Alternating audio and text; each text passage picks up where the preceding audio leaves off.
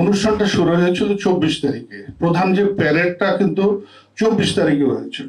আপনাদের একটা ক্লু আমি আজকে দিচ্ছি, বিডিআর এ অনেক অনুষ্ঠান হয়েছে, কোনোদিন কিন্তু বাংলাদেশ টেলিভিশন সরাসরি প্রচার করে নাই।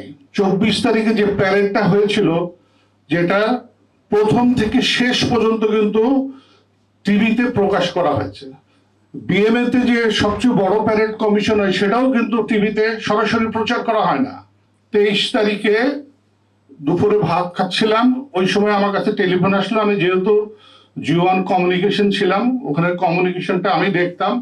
আমাকে টেলিফোন করে বলা হলো যে তাড়াতাড়ি অফে আসো, ডেডিকেটেড লাইন দিতে হবে, বিটিভি আসবে, এটা আগামীকালে অনুষ্ঠানটা প্রচার করা হবে। এটা কিন্তু কোনো লেটার ফেটার কিচ্ছু ছিল না কিন্তু।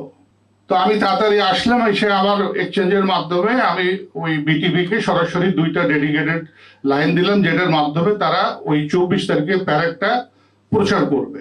কিন্তু আমি কিন্তু এটা সবাইকে প্রশ্ন করেছি, এরপরেও কিন্তু সাবেক প্রধানমন্ত্রী কিন্তু ওই প্যারেডে গিয়েছেন, সেটা কিন্তু প্রচার করা হয় নাই টিভিতে, কিন্তু ওইটা কিন্তু প্রচার করা হয়েছিল।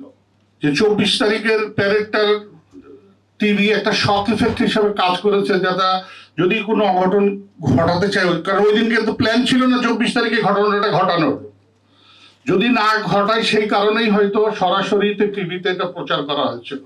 নাহলে আজ পর্যন্ত কিন্তু টিভিতে সরাসরি কোনো প্রোগ্রাম কিন্তু বিডিআর এর প্রচার করা হয় নাই।